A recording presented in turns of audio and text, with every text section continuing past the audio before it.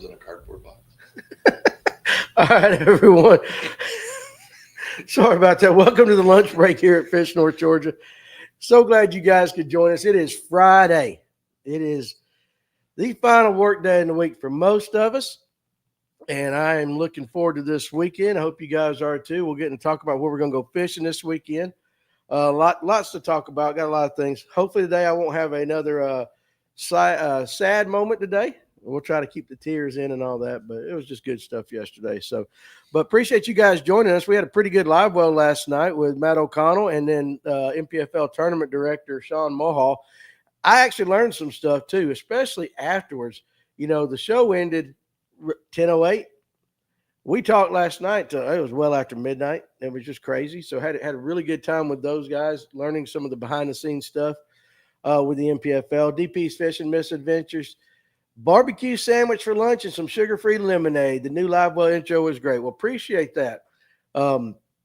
Josh did a good job on it. He did a good job on it. Doug Rice, how you doing, buddy? Cody Campbell, good afternoon. And all you guys over on TikTok as you come in and out, hey, throw in a hey, tell us where you're from, and just talk some fishing with us. So luckily, it's not going to be hot. Not like scorching hot this weekend. So I'm hoping the fishing will be good because Sunday I'm going to be on Lake Lanier with Kevin Underwood in a tournament. So it was a Saturday tournament. Now I got moved to Sunday. But hopefully I asked him what to bring. It's very simple. A couple things we're going to do, but we'll see what's going on. So anyway, glad you guys are here. And as more guys will jump on, we'll get this thing going. Let's go ahead and knock out our day in history. All right, we'll go ahead and get rid of that.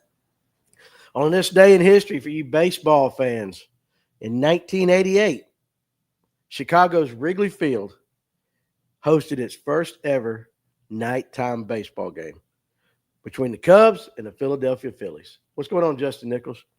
Now, ironically, it must have made Mother Nature mad because the game got rained out in the fourth inning. So all this, everybody's like, yeah, night ball at Wrigley. Night ball at Wrigley. Yeah, and it rained. So, you know what? You can put all lights up in the world. If it's raining, you ain't doing nothing. DP's Fishing Misadventure says Saturday it's a high of 86. Sunday, 83, 40% chance of rain. I can handle that. Gavin Terry, 157 on TikToks from Flowery Branch. You know what, Gavin? How many people have you ever heard? You live in Flowerty? Like they put a DY on the end of it. Flowerty Branch. But I appreciate you jumping on TikTok over there. DP remembered that. Yeah, the nicest weather in August I think I've ever seen. I'm telling you, whoo, nice. It is nice. I listen, I like overcast and cool. I'm sorry for August. I think that's as good as it can get. Coleman Jones watching from Alaska, about to go catch some salmon and trout. Hey man, listen, I hope your knee feels better. Gavin says that's when you know they're from here. Yeah, because they say Flowerty. My mom does that. My mom can't say Pacific Ocean. It's Pacific Ocean. There's certain things like that. But go get a wash, WARSH, a wash towel. Go get a wash towel. And so we make fun of her, and she don't like it. What's up, Tony? Anyway, so yeah, 1988. There was some other stuff happening today, but I thought let's keep it simple. Doc Holliday, my AC is out. I really love this weather. What's wrong with your air conditioner, Doc? I did that for 20-something years. I might can tell you what to do. Most of the time, it's just a simple capacitor. Yesterday, I didn't do a Gen Z word of the day or phrase because we just went straight in and got talking. But I found out yesterday there's a Gen Alpha. Did you know that, Ken? No. Gen Alpha. So, yeah, Ken Pruitt's over here beside me hiding. Yeah, millennials, Gen Z, and now Gen Alpha. So I thought, what the heck? Let's see what Gen Alpha talks like. And this is their phrase. Just put the fries in the bag, bro. Just put the fries in the bag, bro. Now, you want to know what that means? To an alpha, it means you're taking too long and you need to spit it out. Could also be used as an insult or way to tell someone to be quiet. So just put the fries in the bag, bro. So if somebody's sitting there and they're talking and they're rambling on, I know Ken he can just give me the nod that he could use that phrase a lot. That's one of his pet peeves when people get rambling on. So next time, just look at me and say, just put the fries in the bag, bro. Get to the point. That's how we would say it. Get to the point. But DP's fishing adventure, he threw out his own thing of the day. On August 7th in Newburgh, New York, General George Washington, the commander-in-chief of the Continental Army, creates the Badge for Military Merit, a.k.a. the Purple Heart. Heck yeah. No, dude, that's a good one. Tony said, I almost use that saying on so many social media responses. Oh, I'm telling you, no doubt. So you got 28 years out of your air conditioner, Doc. That's a long time. That's actually really, really good. That's really good. They don't make them like they used to. Now, I'm telling you, you're getting ready to drop a pretty dime if you get a new one. And if you get 10 years out of it, you're doing something. But the crazy thing is the way they're going through different Freons right now, within the next 5 years, the Freon you buy today will probably be obsolete. Because as I was getting out of heating and air, they were switching over from R22 to 410A, and now they've gone from 410A to some other ones, and now they're coming out with a propane-based Freon or coolant or however you want to say it. So that's the way technology is getting. There's no telling how long what you buy today will actually be good. So best of luck with that one. So here's where I want to go, Dave. Number one, I want to talk about where you guys are going to fish. Of course, we can do that all through the episode as we go. Because it is Friday, and I know a bunch of you guys really absolutely are looking forward to getting out on the water. Now you can't service anything older than a few years. Yeah, that's true. That's true. So definitely want to talk about where you guys are planning on fishing. Like I know Coleman's in Alaska, so he's going to be throwing for trout and salmon. If my buddy, the traveling fisherman or whatever on TikTok gets on, we know he's in Alaska. I'm not going to be in Alaska this weekend. I'll be on Lake Lanier. But where are you guys planning on fishing? Are you fishing a tournament? What are you planning on doing? Going out making some content, that kind of stuff. So we can kind of talk about that throughout the episode. Jonah Fordesha, fishing after yard work, hopefully. Get your yard work done first, son, for sure. Hoping to get out on Blackshear with my buddy before we both leave for school. When you going back to school, Cody? When you got to be in school? Because, yeah, I mean, I guess you're talking about college. College is starting up. Man, I wish I was back in college. Woo-wee. Knowing what I know now. Jimmy Bell on Facebook. Porco's tomorrow night. I'd like to fish one of them tournaments sometime. What's up, James Ramsey? I'd like to fish a Porco's. I just like the name of it. Where's that? Alatoona. It's on Alatoona. August 18th is when I leave. Where are you going to school again? I forgot. They're chewing on Greenwood right now. Made a decision to fish a night tournament tonight. Yeah, I haven't fished any night tournaments this year. I definitely would like to. Going with Big Bait John tomorrow. Hopefully have a nice video up for it Tuesday. Ramsey says we fish Porco's is fun. And University of Pikeville in Kentucky. Well, listen, you still got to watch us even if you're in class. Gavin Terry, 157. We have been fishing for big catfish lately on Lanier. I saw something on Facebook about a catfish tournament on Lanier. A catfish tournament on Lanier. Don't know much more about it, but that's pretty interesting. When you say big catfish, Gavin, on Lanier, what are we talking about? What is big on Lanier? And then DP, yard work this weekend, get the honeydew list cut down some. I've got to do that tomorrow as well so that I can fish on Sunday. I definitely have to cut grass. It's rained, and I've used that as an excuse. And I'll be honest with you, I don't have the most well-manicured Bermuda grass lawn like Ken probably does over here. But I got some crabgrass that is really green, and it stays pretty if you keep it cut. But I mean, you can't cut it when it's wet. You can't. You're bogging down every 5 seconds. But, yeah, I got a lot. Ray Key is going to be trying new buzz baits this weekend, hookup ratios. So, Ray, I hit you back. I don't know if you got it. I think you're talking about Brazzalos because I was thinking about who's been on our show before that talks about a buzz bait being bent down and all that. I know he does that, and then I also know that Dave Aldrich, who comes on, he does that to some of his. G-Man buzz baits do it like that. Well, I don't know what is big to everyone else, but 20-plus flatheads is what we're after. Hey, them things are fun. Ugly, like a pit bull walking backwards, but ugly but fun. Let's see. Kurt, Blackadare. You said I said it right yesterday, which means I'm going to say it wrong today. Chore day for me too, but I'm going to sneak out later. You should. Jeremy Concrite. Only in Kentucky, boys. Only in Kentucky. I sure appreciate my goats. No yard work for me. Now, I bought a goat one time. My daughter wanted a goat. Problem with a goat is not only do they eat your grass, but they eat everything else out there. Everything. I mean, I saw that goat we had. Good grief. If it was metal, he was eating it. He snuck in the house one day while we were gone. We had him loose in the backyard. We came home and the door was open. He was in the house. My wife was about to die, but all her fake flowers and stuff in the living room along the fireplace area in the living room, that joker ate every bit of them, chewed them all up. And I mean, but I'm gonna tell you what was fun about that goat. Okay, he wasn't worth nothing but eating weeds. But he'd get up, he would fight with me. And I hope no animal rights activists are watching this because I'm not. This is not bad. It's a goat. You got to remember what goats do. So he would get up on his two hind legs, and he would lunge forward at me to try to butt me with his horns. And I would just take my fist as hard as I could, and I'd hit him right square between the eyes. And we would do that for 30 minutes to an hour until my hand I couldn't take no more. He thought it was the most fun he could have, and he just sit there, and he'd get up and he'd come at me again. But he ended up passing away, unfortunately, over a long weekend. And when we got home, that joker had been out in the yard for a day or so, and he was stiff as all get go. And I had my son get had to get a set of hand trucks and took him down to the woods. Ah, yes. Farmer Dan right there. Cut grass yesterday, tuna on Sunday. Yeah, absolutely. Brazalo's got a few orders. Absolutely. Absolutely. You tell him we help that sale so that he can give me a commission. I'm just kidding. I bet Doc Holiday says, Fred Ashcraft, I bet your rivers are rising. I wonder how long it takes water from up here to get down there to where he's at.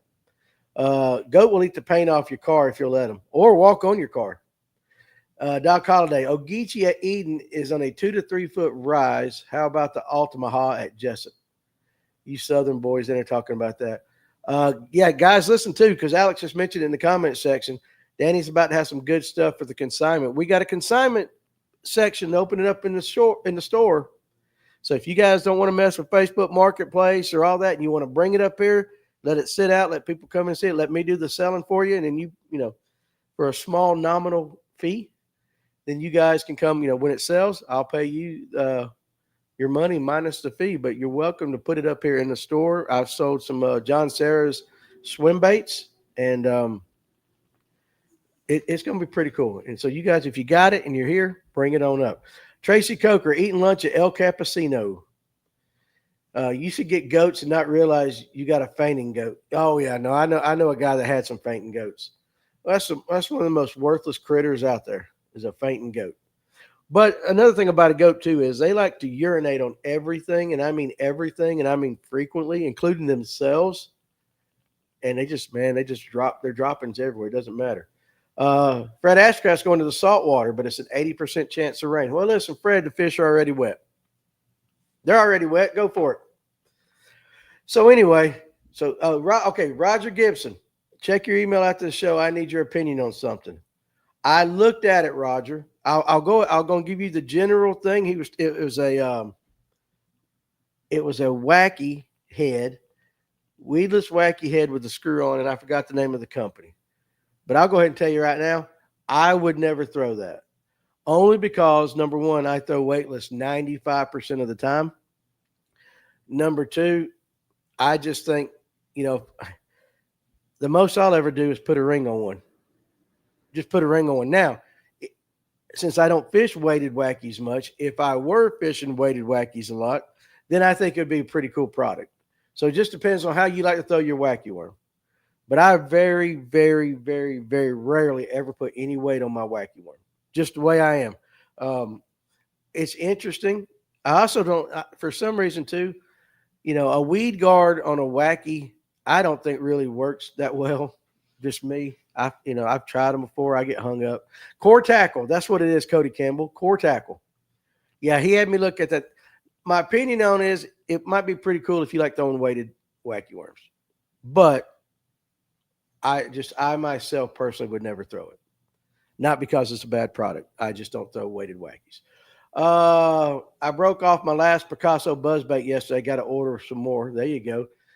Thad Moody, currently fishing at the moment, while catching 87 bass since 7 a.m. Thad, no video, no pictures. It ain't real. It ain't real without pictures, my man. You gotta put some pictures on Facebook. But I could believe it. I seriously could believe it if you're out there. I guess we're down there in Mississippi. So maybe they're just biting really good in Mississippi. Yeah, Thad, you ain't fishing, you catching. 128. Thanks, Danny, for taking the time.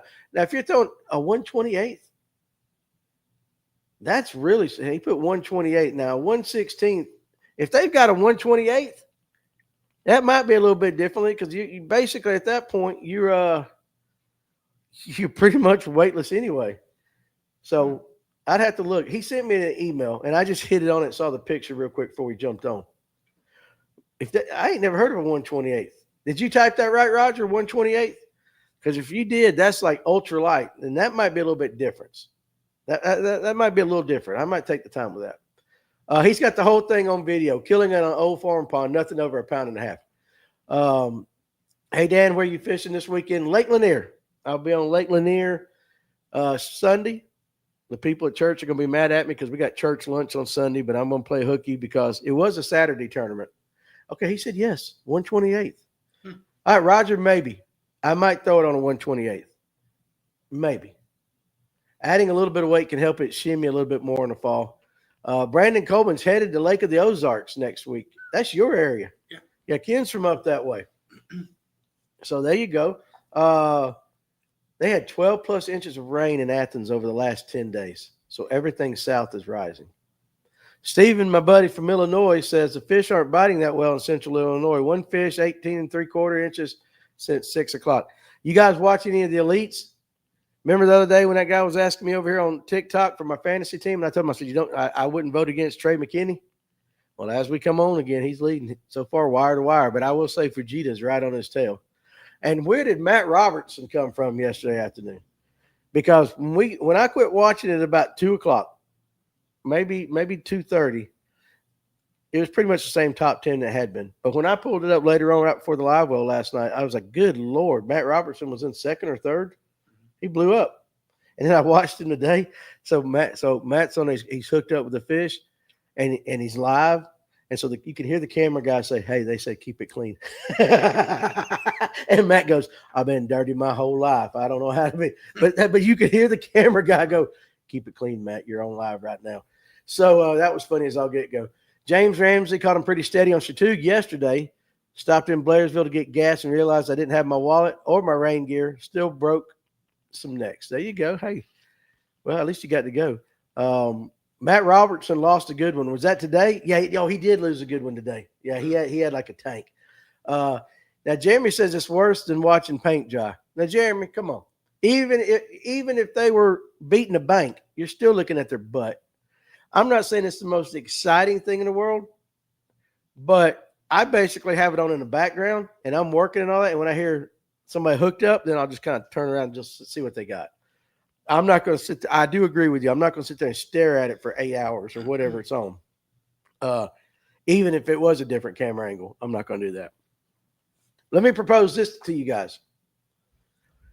I don't know how many of you guys on TikTok follow. Is it Anaya Fishing? A-N-A-Y. He's from over in Alabama. Is it Anaya? Am I saying it right? Ananiah or something like that? Yeah. Anaya, the older guy. Not his son, but the older guy.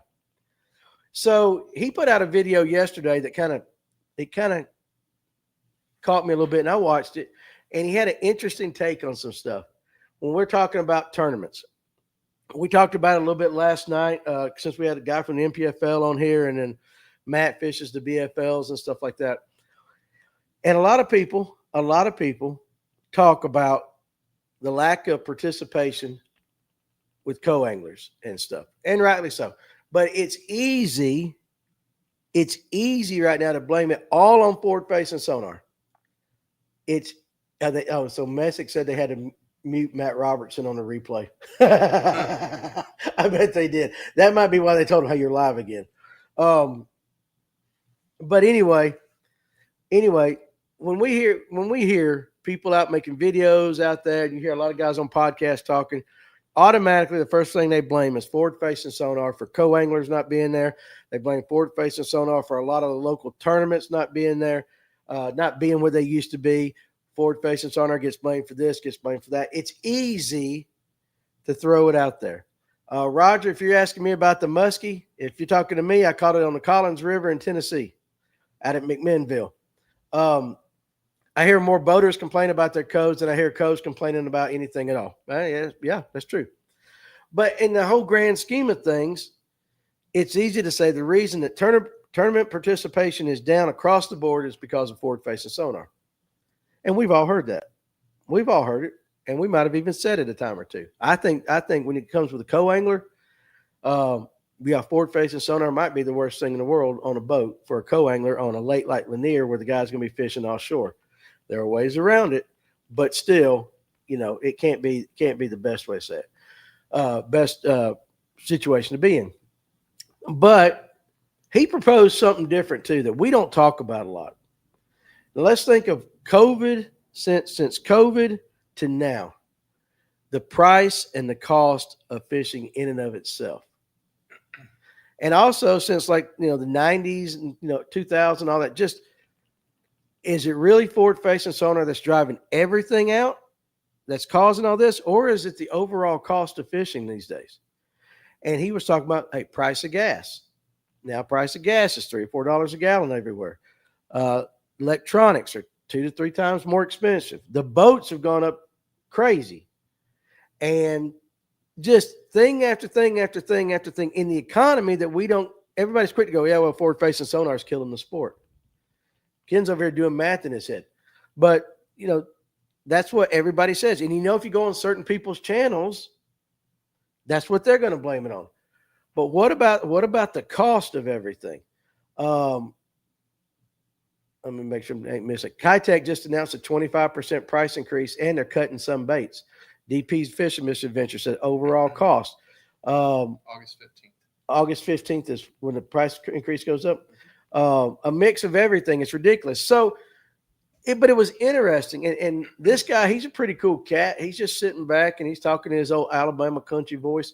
Gas, insurance, day-to-day stuff. And so I got to thinking about like a local tournament over here on Lanier that Scott Barnes runs.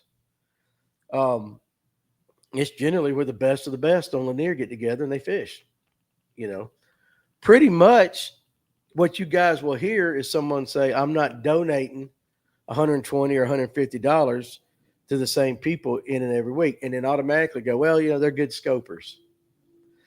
But if they weren't paying for a $100,000 bass boat, if they weren't paying for, $200-$300 rod and reels, if they weren't paying for, the gas prices and the insurance and all that, then $150, $120 just to go pay and play it's not as unreasonable. Accessories on a boat is $24,000.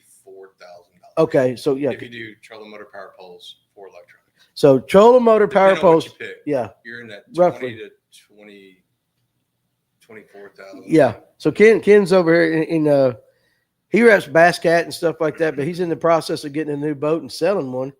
And he just said, hey, on a new boat, you're roughly 20 to 25, what'd you say, $25,000 in electronics and accessories. Yeah. So they're doing a thing where they got a couple special package boats where they throw in the power poles, 2 electronic units, trolling motor, and your forward-facing sonar unit for free, basically. Right. To save you the money on the boat. To save the money on the boat. Yeah. I mean, it's just all bundled together. And they do that on like 2 different boats right now. Right. But if you had to go out and buy it all in and of itself, I mean, 20-something grand. Yeah, I guess it's up there. Mm-hmm. So how much, I guess what I'm saying is, how much of the economy do you guys think plays a role in that? Because, like, seriously, every time it comes up is, I'm thinking here let me get back to Scott's tournament thing. Guys always say, well, the Emils and all them show up. And I don't want to spend my money. It's because it used to be that money was extra that we could blow. It used to be that money was something that, even though $120 is a lot to a guy that likes to fish tournaments, that's just money that he can chunk out there, and if he loses it, he loses it. It's his gambling money, because that's all a tournament is anyways, just gambling money. Well, now guys don't have as much gambling money as they used to. Guys don't want to, there's a whole bunch of different reasons. Just Groceries. Listen, can of Copenhagen. I'm just telling you right now, boys, I can remember buying it 10, 15 years ago, $2 a can. Okay? Now we're right at 8. If you go to Florida, it's even more.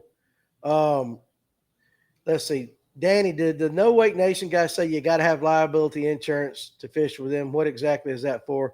Yes, they said $100,000 policy, and I would assume that just if you do something, then the liability is on you. That's why you got to carry your own insurance.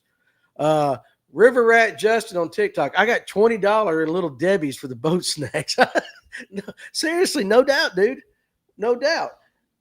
That's what I want to say, Ray Keys. It's disposable income is down. They're seeing it in the restaurant industry. So is it really, and we're looking at the entire scope of fishing, is it really all of this, I hate forward facing sonar, it's ruining the sport? Or is it just as much guys just can't afford to go out and be co-anglers when they're not in control of their boat? They can't afford the entry fees. It's not as much disposable income. Can guys not jump into the boater ranks because a boat is too dang expensive? Mama said, hey, the baby needs diapers this weekend. You can't take your $50 and go fish the local pot tournament. Could that be, and I thought it was a good point, could that be just as much a reason for the apparent lack of interest in tournaments these days? So like on our electric only, we have an $80, it's $80 a tournament. It used to be $50 a tournament. We put it at 80 because we wanted bigger pots. But I'll say this, I will say when we had $50 pots, we probably had more guys out there fishing. Over the last year or two, I've noticed that where we would start off with 20 to 25 boats to start a season off, now you're lucky at this time of the year. And I've missed a couple because of work and all that. It didn't have nothing to do with money.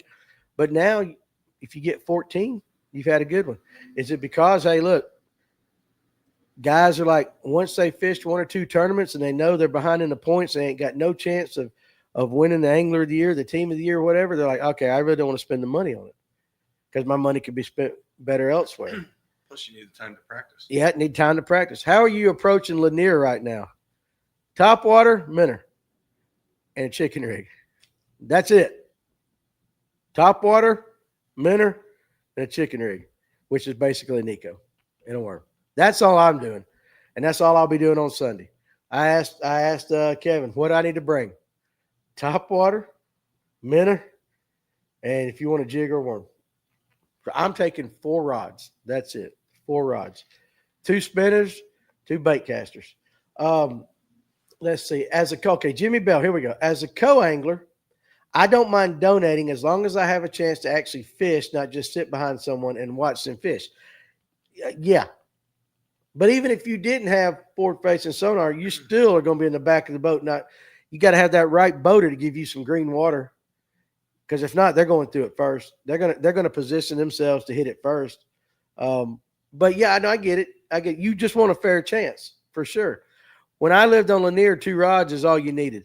Buddy, listen, that guy's going out there with 30, but the reality is they'll fish with 2. So I'll probably have a spinner unless I'm bombing my top water. I'll probably have a spinner on my hand most day. Could you explain your shaky head technique, where and how and what you throw? Okay, so shaky head, basically I like a ball-headed jig. I don't like the stand-up kind or anything like that. I generally go with a longer worm. If I'm throwing a shaky head, like a Berkeley, the hit worm, the big hit worm, the mag hit worm, something of that size, or like a Zoom trick worm or a Zoom mag shaky. I like the longer worm. I am a guy that likes to throw light stuff. So I probably will tell you that if I'm throwing a shaky head, 60 to 70% of the time I'm throwing it on a 1/8, which is light for a lot of guys. But again, like I throw my wacky weightless, I don't mind waiting for it to get down. And I'll throw a shaky head anywhere. Around the dock, behind the dock. I'll throw it in a ditch. I'll throw it on points. Just work it anywhere that you normally would. But I will tell you, I'm not one of these guys that hop. I don't hop my shaky head, and I don't sit there shaking my rod a lot either. Just basically, just like I would a Texas rig, pull real slow a little bit, let it sit, dead stick it a little bit, nothing fancy. You want to chime in on that? Pull that mic up to you. I would say watch any video that Jesse Wiggins does on shaky heads. Jesse Wiggins. Yep. He's the best out there, you think? He is the best. Okay, so you go. Jesse Wiggins, Gabe. But listen, I'll be honest with you. I used to throw a shaky head a lot. Over the last year and a half, I probably throw it a lot less than I used to. I actually will throw a Nico or the chicken or egg, the weedless Nico, a lot more than I'll throw a shaky head. We had that argument too. Shaky head with a Cinco or hitworm have been one of my confidence baits all summer. It is a confidence bait, but I'm not one that puts a Cinco on my shaky head. Maybe I should. I know a lot of guys do. We've had that argument or conversation on here a lot about what's the best way to do it. I kill them on a shaky head, 1/8 ounce owner and a trick worm. June bug red, about half hit it on the fall. Yeah, and my favorite color on Lanier, basically in North Georgia, would be, and these are Zoom colors: green pumpkin blue, green pumpkin red. Is it? What's Dave's color? The magic. Green pumpkin magic. Green pumpkin magic. Got the gold in it, a little bit like that. Yeah. Those are about the three that I use more than any of the other ones. I'm more of a green pumpkin guy. I don't like that much in watermelon colors. I think it's a little light, but that's just me. I don't make it. I do not make it complicated. But with that 1/8 ounce owner, I do feel like that slower fall sometimes will help trigger some fish. That's something Kevin Underwood taught me. Now, if I'm going in 80 foot of water, of course I'm going heavier. He's got that, Underwood's got that red and green worm. Yep. That one works. Red and green? Yeah. Yeah. Because they see red and green. Mm-hmm. Mm-hmm. And in certain conditions, that thing has worked all over the country. That's right. Let's say Alex says Spro skip gap ball head or a football head, depending on what I'm fishing, docks or heavy cover, with a swagger stick from Tactical Fishing Company. Let's see, black with blue flake or monster shad copy. Your rod tip up when you pull it. Hold the rod tip down so your line lays on the water. So listen, I will say I start off about a 45 and I'll come up slow, and then I will kind of very slow down, let it get slack a little bit, reel up my slack. I don't keep the line tight the entire time. And I find that lots of times if you do pull it off a little bit, I try to stay in contact with the bottom. But if I do pop it off every once in a while, they're pretty quick to grab it sometimes. Watermelon red has been doing good lately. I've had one bite on a shaky head in my life, a 6-7 pounder that shook it when I went to Lipper. Now, Cody, you fishing a lot more largemouth lakes. Now listen, a largemouth to hit a shaky head, but I do think they hit a Texas rig better. That's just me. I'm up Kirkus. I'm up on the Canadian side of the Great Lakes. Learned from Frank Scalish to toss a Cinco on a shaky head. It's no joke up here. Typically, I throw blues, June bug, and black to mimic a leech. Yes. Now, we have a lake down here that has leeches in it. Not them big old nasty-looking jokers you guys got up there, because I saw some of them leeches stuck on some trout up there. That's like an alien-looking critter, too. A big old leech, nasty-looking thing. Or is that what they're called in the rivers? They get on the side of the trout and just stick onto them. It's leech, right? Yeah. Pretty much leech. But when you pull it open, it looks like an alien like mouth with all these. They're just nasty. Yeah. Most disgusting looking thing I've seen there. Down between West Point and Eufaula. Titus says there's leeches in Rocky. Yeah, so this lake over here, Latham's got leeches. And now that Rocky's got it. So sometimes black trickworm is all you need. What's up, Underwood? Sitting here trying to figure out what we're going to do Sunday. No, not really. But anyway, that's but with the shaky head, man, I don't know. JL Scott Fishing. Only black and blue here on the tidal Potomac River. There you go. Mm-hmm. I love it when guys not from Georgia get on here and talk. Those are lampreys. That's right, Jim. I knew there was something. Lampreys. My gosh. Some of them trout that I caught in Michigan had them on the side. And the guide would get them off and they'd fall down in the boat. Yeah. And I'm like, listen, I'm a pretty brave dude. Those things right there, like, I didn't want to touch them. I mean, I did, but I didn't want to touch them. Y'all come out tomorrow night and fish the Porcos. Well, I mean, if I can find a boater, I'm not bringing my daggum electric rig up there. I wouldn't be able to go far enough. But it'd be fun. I'd like to fish the Porcos with somebody. It'd be fun. My favorite on a shaky head, June bug, dip tail, and chart. Down here, that's another thing too. A lot of guys are going to dip that tail and chart. Um, it's just a common thing. So, but the shaky head for me, I tell you what I did. I used to throw a Texas rig. I went from a Texas rig to throwing more of a Ned. And I'd go to Alatoona and just wear them out, numbers, not size, but even on Latham, do it on Lanier, and throw a Ned rig. Then I went from a Ned rig to the shaky head, got to where I like the shaky head a little bit more, and then I went to the wacky worm, and out of the wacky worm is what I throw 99% of the time, or a Nico style bait. But the reality of it is, you're throwing a Texas rig, a shaky head, a Nico, pretty much all of them in the same exact spots. It just depends on what mood the fish are in. I will say on Lake Lanier, Ryan, when he was here, he and I went on Lake Lanier, and we had the exact same worm, the exact same tail, everything. I had it on a Texas rig. He had it on shaky head. We hit the same spots. You guys have heard me talk about this. He got bites 9-1. 9-1. He would even throw right back where I had just thrown with a Texas rig with a shaky head. And we were trying to figure it out. And it wasn't but after about 30 minutes, I went, nope. And I took that Texas rig off. I know yesterday Dana with FCP Fishing was here in the comment section on YouTube. He throws a Texas rig a lot. But generally, if I'm on a largemouth lake, I'll throw more of a Texas rig, even on a lake like Hickory Log. Kevin says there's been leeches in Lanier before, not in big quantities. You'll not even notice a lot of what's really in bodies of water. Yeah, true. I don't think, Kevin, really enough of us are on the water enough. We probably miss so many things. You're probably right, 100%. We miss so much because we're just not out there. But you guys that are out there every day or every other day, I'm sure you guys see it. That's like when you come across them big perch, right? You got to be out there on the water to find them big things on there. But it's, back to, I know we went the shaky head route. Throw your wacky worm at night, Danny. Listen, I'll throw it anytime. The ones when I went with Farmer 2 Mondays ago, that's what I caught them on. If I caught them on buzzbait or a wacky worm. Jimmy Bell, I'm old school Texas rig, almost like old school doodling. Old school doodling. Yeah, buddy. Absolutely. My dad's friends down in the Okeechobee area love big 7-inch stick baits by Bruiser and June bug with a blue tail, and he's a hammer. Again, you remember we've talked about this before. To a bass, June bug is the only bait color that looks the same to a bass as it does to us because of the cones in their eyes. We've said that many times, and at least that's what all the guys do in all the color combinations and color, selectors. They pulling the cone colors out there on YouTube and all that.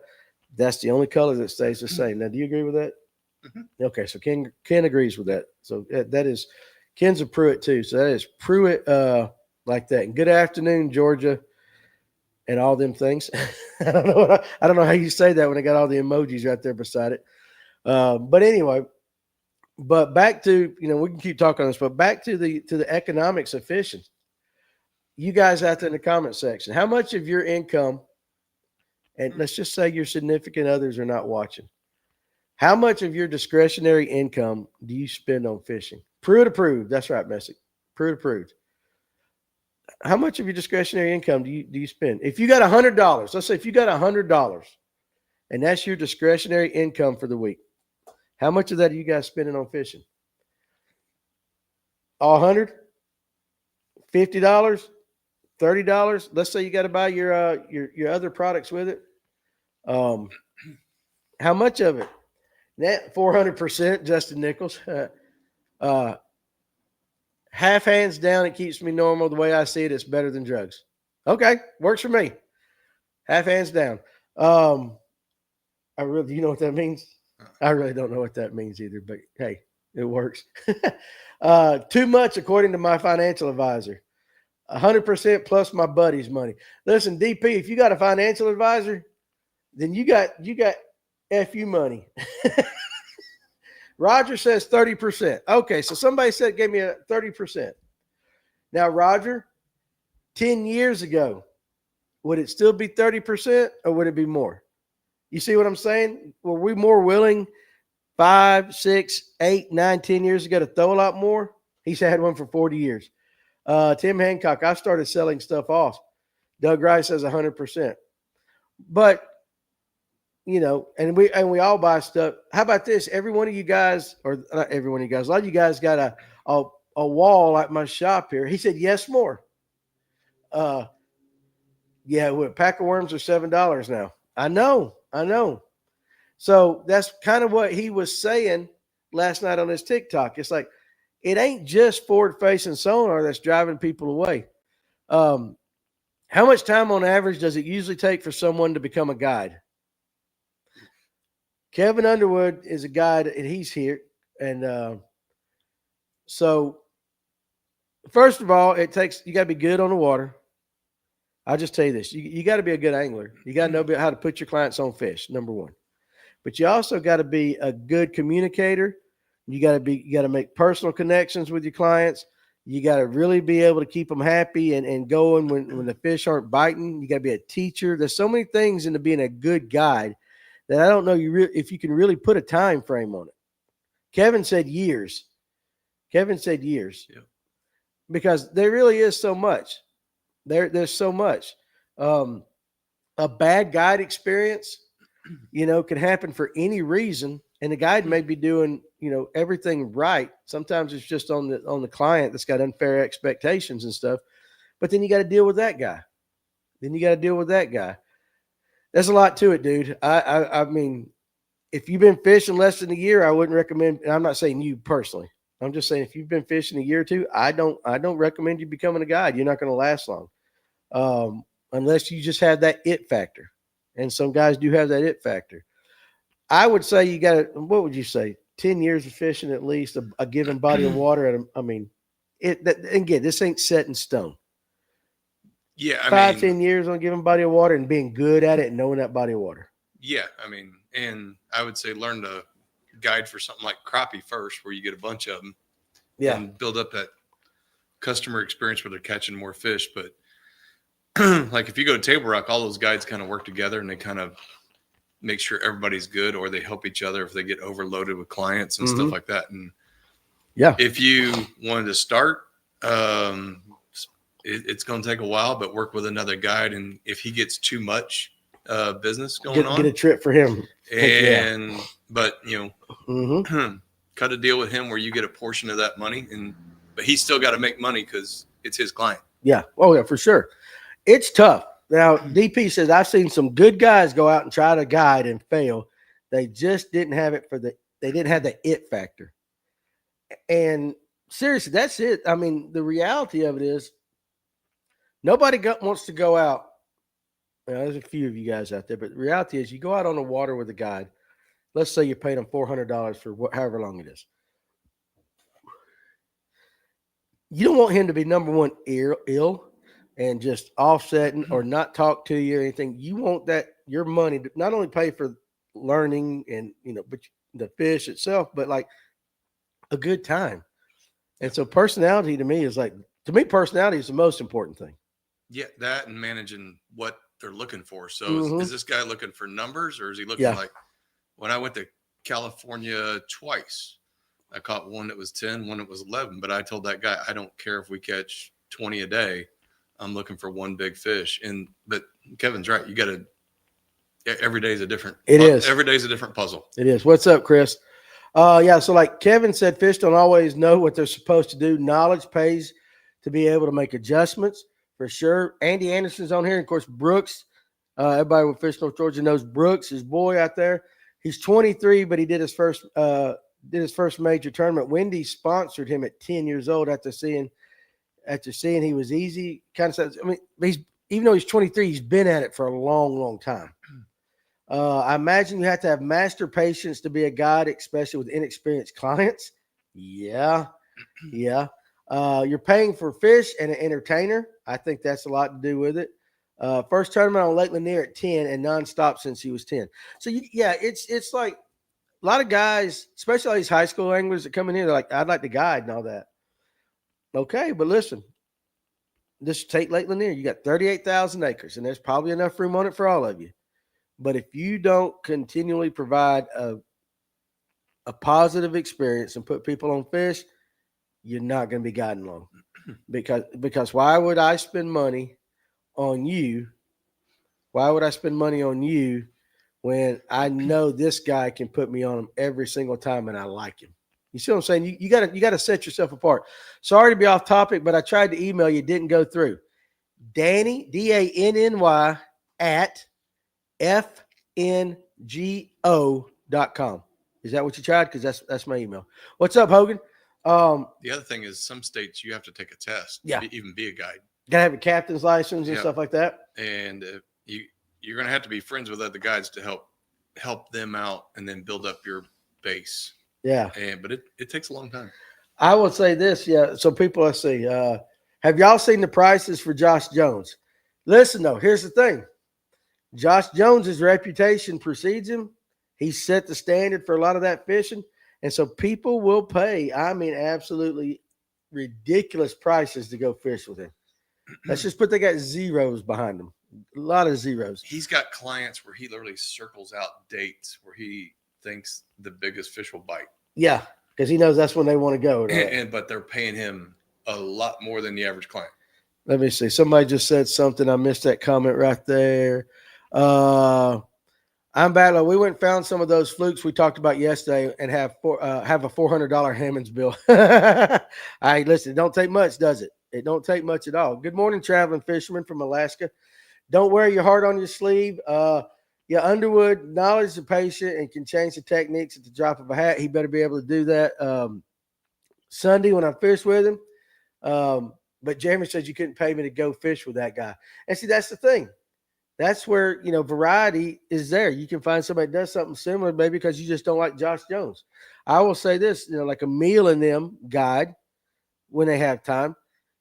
And now he can say, hey, I mean, part of his pitch is fish with a Bassmaster Elite. And he gets to charge a premium. Josh Jones, he gets to charge a premium, dude, for what he does. He puts people on big fish. He just got to get rid of that daggum toboggan. Yeah. He's always in that toboggan. Got to roll. Have a good weekend and be safe. We'll see you next week. Another guy from 6 Cents team is charging over $5,000 for half a day.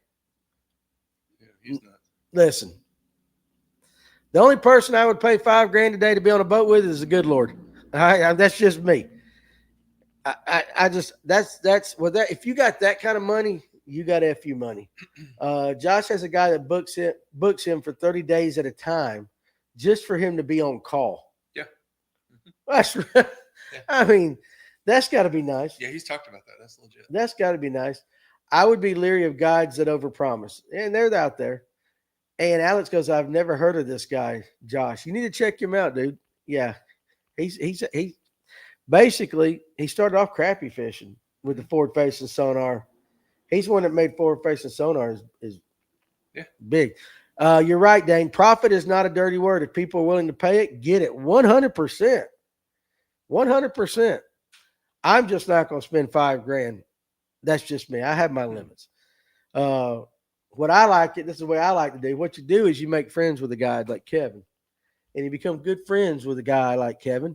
And then when Kevin's got a day off or has somebody that can't show up when he fishes, he would say, hey, you want to come fish? Yes, I would. There you go. I would only pay for fish like that for tuna or marlin or stuff like that. Yeah, absolutely. Tarpon is fun. It is a fun guide trip.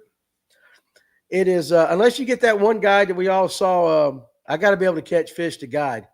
Chris Garrison, no doubt about that.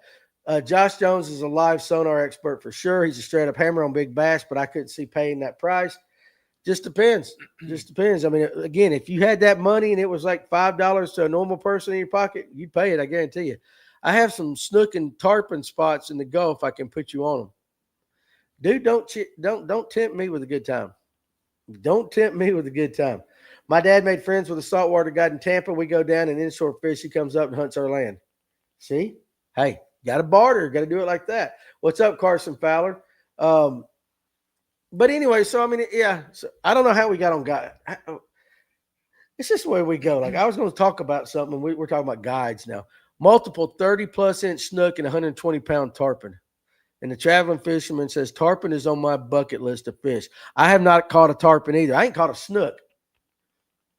I ain't caught either one of those. It's worth it. It's worth it. Ken says it's worth it. But I did catch a bonefish on a fly rod. I can't say I knocked that one off. Brooks and Kaz are polar opposites. One's laid back, the other is hyper. Love fishing with both. Yeah, for sure. That's the thing about it. It's like, want to get it one on the fly rod. I bet you do. Snook are the saltwater version of bass. And I'll probably be the king of the 2-pounders of those too.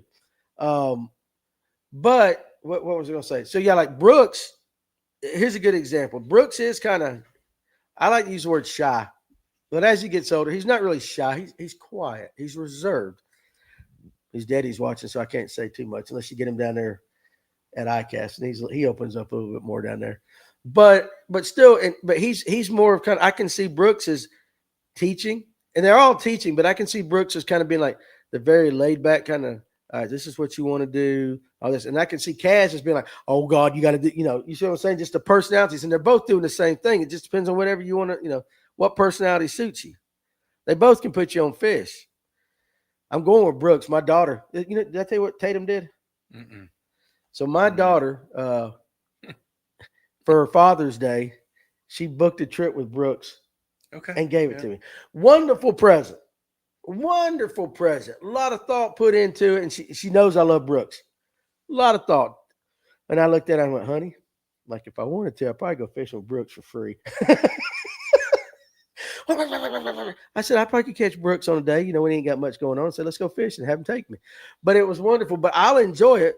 But I'm going to go fish with Brooks. And yeah, I'll learn just like I do with Kevin and all that, but not so much to learn. I'm going to be just like, I'm going to be just chapping his butt the whole day.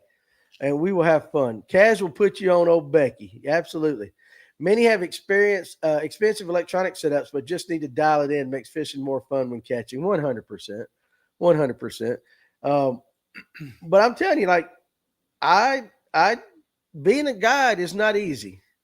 Just like guy, and then you got to want to do that stuff.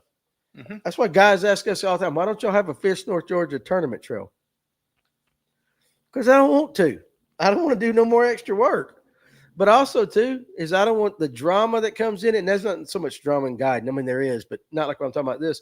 I don't want to put up with guys fussing about, well, you didn't disqualify this guy, or, I think your scales were off, or why do we got to fish that lake? Why can't we fish this lake and all that? And I'm like, I don't want to deal with it. As a guide, I don't know. I'm really good with people, and I'm pretty patient, but it's still, you got to have that ability that when somebody that's paying you money is just chapping your butt a little bit, to keep it professional and not say what you're not supposed to say.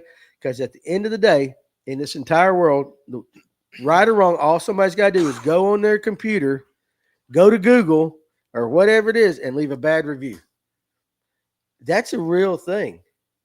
That's a real thing. I mean, and even if you do 1,000 trips in a positive attitude, everything's positive, the attitude's great, everything's fantastic, they catch fish, and you get that one client that had a bad experience, he's always the loudest. Always the loudest. If you think guiding is easy, fish for 5, 7, or 10 days straight, it's work and wears on your body. No doubt. No doubt right there. Dang with being a tournament director. Because most of these guys fish tournaments are grown-up crybabies. Listen to Alex. Alex is up there. It's Friday, and Alex has had enough of his work. He's ready to get out and go. Yeah. Alex is always moodier on Fridays than he is on Mondays. I don't know. Mondays, he's pretty moody, and then Tuesday, Wednesday, Thursday, he's great, and Fridays at bad. Boat and kayak tournaments are full of crybabies. They really are. They really are. I've seen guys fuss for some of the most dumb stuff in a tournament, but generally, in my experience, it's been the big boat tournaments. Electric only tournaments, we don't really get it as much, but it is out there. We don't get it as much. Alaska has wore me out. Absolutely worth it. Like, listen, traveling fisherman, I know you wore out. I don't feel sorry for you in the least. I have not 1 ounce of pity in me for how bad you feel. Because, yeah, I see your winky face over there. That's on my bucket list. I want to go to Alaska. That's one of them trips, even if we're doing it for the TV show, my wife has to go with me on that one. By gosh, yeah. Tony Collin, by God, don't tell grown men how to fish a fluke. Have you seen that, Ken? The comments in this thing? So Tony did a video where he basically did the line through fluke with the treble hook. All right, so he did that.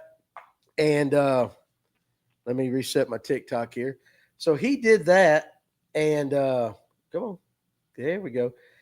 And in the comment sections, you get these guys saying, "What a waste of time! That's the wrong way to do it." Blah blah blah blah. Tony's polite with them, and he says, "Hey, appreciate the comment, all that," and they still come. They still keep it coming. So got TikTok back on, and they don't go away. They won't go away. And it's like he's got this one guy that doesn't even have a picture in his profile. And basically, what did he call you, Tony? I mean, he called you a name. I thought it was funny. But it's all because he just gave one way of 100 ways to do a flute. No, not that way. Not that way. So, yeah, listen, you run the risk with that on social media with anything. Hey, Tatum. Gotta say hey to my girl. And if you guys out there looking for a fantastic wife that's a nurse, makes her own money, good looking, the cooking she got to work on. I'm playing with you, baby.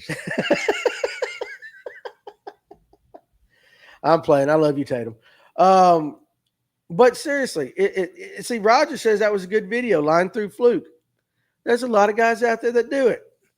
But you got these a-holes out there that's going to come out of nowhere and they're like, this is the dumbest thing. What a waste of time. You ain't going to be doing that on no grass lake. And just whatever. Whatever. And it's just like, it's in everything. Ken comes in here crying to me all the time. No, you really don't. No. We come in here and fuss about people crying. We usually make fun of stuff. We do make fun of people. I wish y'all, seriously, I wish y'all could hear the conversations. Because TikTok would ban 92.3% of what we say. Hair in the eyes and mirror selfies drives a V6 Charger and couldn't catch a cold. And they're generally the loudest ones. Mm-hmm. They're loudest ones. The best way would have been to approach Tony and say, hey, listen, dude, that's pretty interesting, but have you ever considered doing it this way? And then they could have a pleasant conversation on the many different ways to do a flute. But no, you jump right in there and you say, hey, guys, I get called, I'm afraid to say stuff on TikTok. Let's just say chubby. I've been called chubby. And not some, Ken's a grouch, not a crybaby. There you go. That's right. He is. You know what? You know what? That's fair because a lot of people give him reason to be grouchy. Why don't you go fishing, Alex? Yeah. Lighten up. Lighten up, Alex. It's Friday. It's Friday. But, I mean, it's like that in everything. Everybody's going to fuss about something. So that's kind of the way we started off with today's thing, with forward facing. It's, everybody just gripes about it. But that guy on TikTok last night was so right. There's so many different reasons. I don't do that stuff because there's so many different opinions and all that stuff. And everything's like a little measuring contest or whatever. Yes. Yep. And I got nothing to do with it. I don't want, but if you go look at Bassmaster, whatever tournament, right. They can catch them 5 different ways. Yep. You can catch them on 3 different types of locations on the lake. Just chill out. Yes. Just chill. Yeah. I'm like, just and where you get respect for a guide is every day that's a new puzzle.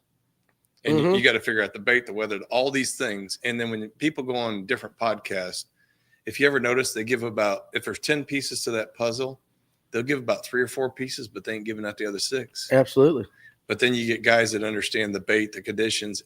But there will be guys that get upset where you say, go to these 3 spots. Here's how I caught them. They can go there the next day, not catch them. And then all of a sudden they're complaining. Oh yeah. Yeah. Well, that thing's got a fin. It can swim. Yeah. Right. Yeah. I know. So you got to go figure out the puzzle that next day because it could be cloudy. Yeah. Yeah. I tell everybody that let's see, not a single fish is in the exact same. They want something that could be slightly different. Has there ever been a time where there have been as many effective methods, as today? J.L. Scott fishing. You're right. There's a billion ways to catch a fish. When somebody comes in the shop and I say, hey, listen, this is what the guys are doing. Try it. See what you like. Let me know how it works for you. But I always say, hey, listen, it ain't my fault if you don't catch the fish. All right. I'm telling you what guys have been telling me. So, but some people think, you should be guaranteeing fish if you do that. And that's impossible. Lord, if there's one thing forward-facing sonar has shown us is that fish ain't in the same spot. That bite window can change by an hour. It's ridiculous. Yeah. And listen, you guys in the comment section, y'all ain't making me feel any better. Husky, big boned, circumferentially blessed. All you guys. Y'all can just say it chubby, but I'm going to lose it all. The farmer technique, giving someone enough information so they can hang themselves. Listen, yeah. A little bit of truth. A little bit of truth right there. When farmers on and Ken's over here, you can see Ken's eyes kind of like, ugh. Oh, we send text messages to each other during the show every week. Mm-hmm. Like, don't say that. Don't say that. But I like, Kevin says, I like to put myself on the spot and do it live. Had a fun show yesterday. Listen, Kevin, just don't be sore lipping every fish out there. You and I are going to need some Sunday. All right. Don't be sore lipping them all. But that is something different. That is something different in that a lot of guys don't do that. It is very hard. Take this. We do this live. We could record these and we could cut out every little and we could condense it down to a 30-minute perfectly packaged podcast and give it out. Okay, great. Everybody else in the world does that. But we do it live, and then when we screw up, we screw up. If something breaks, it breaks. It's like realistic. Same thing you're doing, Kevin. Some days you get out there live and you slam them. And some days you get out there and the fish are like, Kevin's up there again. I don't think we're going to help him out today. And that's the way it is. That's why I respect you doing that. I really do, because doing something live is like, there ain't no going back. It is what it is. All right, so Thad Moody's down in Mississippi, and he's still catching them. Just crossed the 100 mark. This is one of the lakes I'm going to starting to manage. It's going to take about 200 pounds of bass out of the 10-acre lake the next month. Sounds like you need to. I enjoyed the vibe of the show, Danny. Keep it up, buddy. I enjoyed the vibe of my followers. You guys are the one who makes the show good. Who makes the best lightweight scrounger? I want one to fish my shallow pond. Pulse fish makes a good one. Davis Baits makes good stuff. Messick, they're probably largemouth where Thad's at. So Davis, who'd you say Davis? Davis Baits. Davis Baits. I throw a pulse fish. They're pretty good. Be honest with you. Just throw one. You can actually buy the scrounger pieces by themselves and put them on any jig head hook you can. Yeah. You can. Pulse fish is what Dane said, like that. Something happened. Snit happened. Went to a kayak tournament on the river. I donated my first Terminator of the year. That happens. That absolutely happens. I've donated many a thing. In fact, my dad, the farm pond that we grew up on, he sold it to a guy, and James Barron 260 says some of those light ones don't swim that great. That is true. That one's the one I was thinking of. What's that? Hog Farmer. Hog Farmers are solid. That's the other good one. Yeah, I don't know what all weights they have. Hog Farmer is. Yeah, I'll have Paul Benson up here this afternoon trying to sell me some put Hog Farmers in the store. I know he's coming at 3. So, but anyway, yeah, I mean, I generally, be honest with you, James, I throw a 3/8 on everything. If I want it high, I reel it faster. If I want it low, I just let it sink in real slower. So I'm kind of real simple with all that stuff. But I like a scrounger. I do like a scrounger. And I will tell, guys out on Allatoona, I've told them this a few times that I fished Allatoona, that I put a scrounger on. I just put a full-size fluke, super fluke on it, chunked it out, cross the point, let it sink all the way to the bottom, and slow roll it and bounce it off them rocks. I caught fish. Wasn't that difficult. I didn't say I caught monster fish, but I caught fish. Kevin says, I like the Hog Farmer and the Pulse. And Cody says, I can burn a 1/2 ounce Davis Baits good over grass. And you can. Pulse makes the best scroungers, in my opinion, Alex Purse. But the reality, so they said something last night. One of the companies, and it might be Pulse, does a hard and a soft plastic, depending on how much wobble you wanted. Yeah. So it could be if you go down to the a light one, you get one with a more softer cup. Maybe that helps you get some wobble. I don't really know. And you can cut it to make it do different things. Mm-hmm. They like Messick says he likes a spunk shad or a freeloader on it. Yeah, listen, and I just on Latham across the street from my house, I just always, if it's cloudy or dark, like early morning, late evening, I throw just a straight white Zoom fluke on it and just slow reel it. And if it's sunny, I'll put like a disco green, disco violet. If they come up schooling, I'll buzz that thing over, run it right through them. They'll hit it. I think Scottsboro makes a 1/0 or a 2/0 version that interests me. I just can't find them in stock. I don't know about you can try calling Scottsboro Tackle over there in Alabama. Yeah. They got a store right there on the square. They might have it. And they might have it. So did you hear that, Cody Campbell?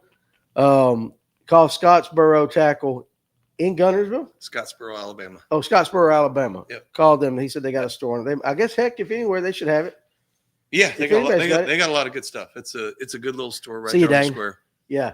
Kevin Underwood said put a fluke on it. That's that's all I do on a scrounge is put a fluke on it. I've tried other stuff. And listen, it's just what you have confidence in. Same way with that that shaky we were talking about. I'd much rather throw a trick worm style worm. Other guys would throw a Cinco on it. What do you throw on it? I didn't even ask you. Just a fluke. No, not scrounger. We're talking about a shaky head. I never asked you. I make my own round ball jig head. Yep. And I throw a big worm on it, and then if they're not biting, and cut it down to a smaller worm. But is it a trick worm or is it more of a? It's a hand poured worm I do. But is it okay? Does it look more like a Cinco or a trick worm? More like a trick worm. More like a trick worm. Okay, yeah. I got you. Yeah, okay. I mean you can do the Cinco could be done in different things like heavier grass, stuff like that, where it's got to stick out. Yeah. But usually it's just a standard old standard old worm, almost like a Zoom worm. Yeah, pretty much simple like that. What weight scrounger do you use? 3/8 or half. 3/8 or half. Two-tone flukes, so you can get that contrast. Who makes a good wobble head? I can't find them in my local tackle shops anymore. VMC makes a good one. What's your opinion on Elastec trick worms versus traditional Zoom worms? And traveling fisherman's got to run, camping and fly fishing all weekend. Talk to us about it on Monday, dude. Be safe. I don't like Elastec anything. I just don't. I've never liked anything that Z-Man puts out with that. So I don't know. That's just me. Derek West, that's what I caught that striper on. White fluke on the scrounger. He caught that over here coming out of the Carter's Lake, out of the Rereg Lake. That's a good one too. Scottsboro Tackle has the largest Little Debbie display you will ever see. Yes, they do. I don't need to just about every tournament I fish, but I've been doing it for years and still enjoy it. Where am I reading? Oh, I donate. Okay, he hit it again. I donate to just about every tournament I fish, but I've been doing it for years and I still enjoy every minute of it. I'm a professional donator. I have won 3 tournaments in 5 years, and they were all on the electric only side. So I get it, man. I get it. Actually, longer than that, 6 years, 6 or 7 years. But I enjoy the camaraderie. And I like to see what other guys are catching. When you going to bring out that kayak, Ken? Huh? When you going to bring it out? When Alex is in a good mood. Yeah, you're not in a good enough mood, Alex. Cody Campbell says, I donate to Kyle Welcher a lot on my home lake. I think Tony Collum, if he's still in here, he's been known to do that a time or two as well. So now I need to get with Alex on Latham and get out there. But between sprained ankle, COVID, vacation, I haven't had a chance to get on the water. So he has excuses. Yeah, I got a bunch. It's got a bunch of excuses. I did it last Saturday. I enjoyed it. Yeah, I enjoyed it. Did he beat you? Or? Well, hell no, he didn't beat me. Wasn't there like a $5 bet or something? It was $1, but listen, it's kind of funny though. Technically, I beat him, but technically, he said, "Danny, come over here. There's fish all over the place," because he had the forward face. Well, he was posting pictures. I had one, and then I did that. No, I could have caught my fish without Alex's help. Gotcha. But I did catch the fish until I left. So it's kind of like a draw. Alex won. Okay, got No, Alex didn't win. It's a draw, my man. It's a draw. It's a draw. Yeah. And look, plus it took me an hour and a half to get comfortable in that kayak, I bet. and it was windy. Yeah. I want a nice calm day when I do it. Yeah. Get used to it. Let me bring my kayak out there. We can all go over, never fish that lake. Well, come on. Come on. We'll all do it. We'll have an FNGO Saturday out there and make everybody mad. And we will just, we'll do it. Yeah, we'll put a, he said, I'm in a great mood. Yeah, man. Tell you what. About time. Listen, I get it. He'll be fishing this weekend. Alex will be. He'll be somewhere like that. All right. Now remember too, you guys, I told you before I forget it, all of you got to be on the Fish North Georgia group page. If you go fishing this weekend and you catch a fish, if you watch the lunch break, in your comment section on Monday when you post your picture, type in 1984. 1984 in the comment section. That lets us know you were a you saw it on the lunch break. Then we're going to, basically for bragging points, who did the best, who caught the best fish with the lunch break crowd. And you guys on TikTok can do that too. You just got to go to Facebook and join the Fish North Georgia group page. We do it every Monday. It's our brag board. Mike Geiger, I throw a Cinco, a Magnum trick worm, or a regular trick worm on a shaky head, generally green pumpkin magic, green pumpkin purple. Good colors. Good colors. Yeah. Shaky head jig. Owner makes a good one. 3/16 I like best. I like owners. They're sticky. He said, I thought it was 5150. Actually, we changed it last night. We changed it last night during the live, Will Messick. I'm sorry. 1984. It's got to be 1984. If someone types in 5150, okay, I will accept that too. But it's got to be Van Halen's last album with David Lee Roth or Van Halen's first album with Sammy Hagar. 1984 or 5150. So were you counting the fish that you hooked and didn't bring to the boat? Listen, no, I still beat his ass. Listen, one fish got right there to the boat, and it was a little one. I held it up, and it fell off. But listen to this. Oh, I said, Alex, you saw that, right? He goes, yeah. I said, that counts. He goes, yes, yep. He goes, okay. Yeah. Well, he's nice. Alex said on the water it counted. Okay, that's all right. He can't take it back now. Okay, we're just gonna have to redo it again. But in all fairness, Alex did. He got in the cove, and he goes, Danny, come over here. And I went over there, and he's catching good fish. Yeah, he is. And I caught two right there by him. But he told me. And then one time that we was like 50 feet apart, or maybe a little bit more than that. Because Danny, there's 4 big ones between you and me. And I threw over there at him, and he goes, they're following it down. And I'm over here in the boat with nothing. But like Alex was giving me play-by-play. How many electronics does he have on that kayak? 2. That's what I thought. Okay. 2. He's got a nice kayak, dude. Yeah. Like he's setting up. He's driving a caddy Mine out would there. sink with me in that thing. No, it's impressive. Like he's coming through, and he's got all the rods in the back. He's got his electronics in the front. Yeah. His backpacks and all that. He's all bougied up in the seat and everything. Need to get him to Guntersville. He would love Guntersville. Yeah. He would love Guntersville. But no, it's a good looking ride, man. Yeah. It's a good looking ride. He got his ass kicked by like a 72 Rambler, but the ramp that we put in at in Guntersville last fall. I was over there earlier, and there was some kayak tournament thing, and I asked the guys where they were going to fish, and I wanted to fish right around that ramp, and that's where I caught the 11 in 25 minutes, whatever it was. And I said, if you guys are going to fish here, I'll go somewhere else. Mm-hmm. I came back, they were loading up, and they'd caught 3 6s right there by that ramp that we put in. When you guys were filming that show. Good Lord. That lake's loaded. Let's see. I'm looking at you guys. Shaky head is a Picasso Rhino favorite head, Stephen Guthrie. Okay. And like I said, if we're being honest, it's like a jig. A jig is a jig is a jig. It's just what you have confidence in. Sometimes it's the name. I just know the owners, they're pretty sticky. That skip gap from Spro, I love it as well. Let's see, Thad Moody. I've got the native Titan and love fishing Guntersville. Yeah, they got good ones. All right. Does anyone want to learn how to fish big swim baits? I need something to do Sunday, and everyone keeps asking me about glide baits and whatnot. I got 3 big bait sticks and 5 swim bait boxes. So if you want to go fishing with Jeremiah, reach out to him. Probably can get him on Facebook as well. Just look it up, or King Anglers on GOM Forum. I know you're just messing with me, Alex. Listen, if we weren't giving each other crap, it wouldn't be fun. But I like Kevin's. We'll do it Sunday. Get the paddle ready. 1984. Hammer, hammer, hammer. So that means, listen, I'm gonna play net man. That's one thing. Listen, I'm fishing. I can say I'm fishing with Kevin Underwood. I'm playing net man for Kevin Underwood, and I don't mind it one bit. I don't mind it one bit. Just get us in the money.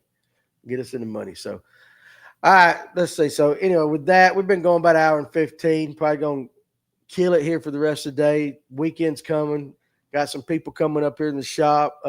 Talk to this afternoon and all that. Got to go home, cut some grass, get the yard looking good, so my wife will let me go fishing.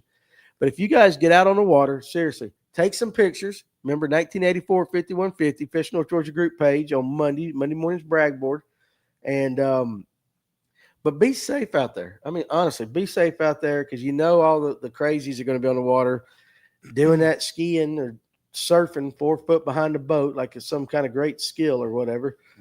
Just tearing everything up as they go by, trottering through and all that.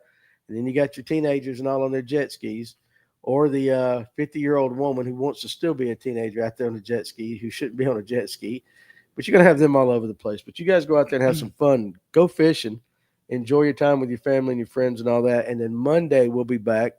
And we'll talk about it on Monday's lunch break and just see how the weekend went. See who ends up winning the Bassmaster Elite Tournament, which I think still will be Trey McKinney. And we'll just talk about it on Monday, see what all we got into. So you guys be really careful out there. Have a good time. And we will see you Monday. And if you're in the area, I'll be at the shop till about 5 o'clock. And then I'm out of here.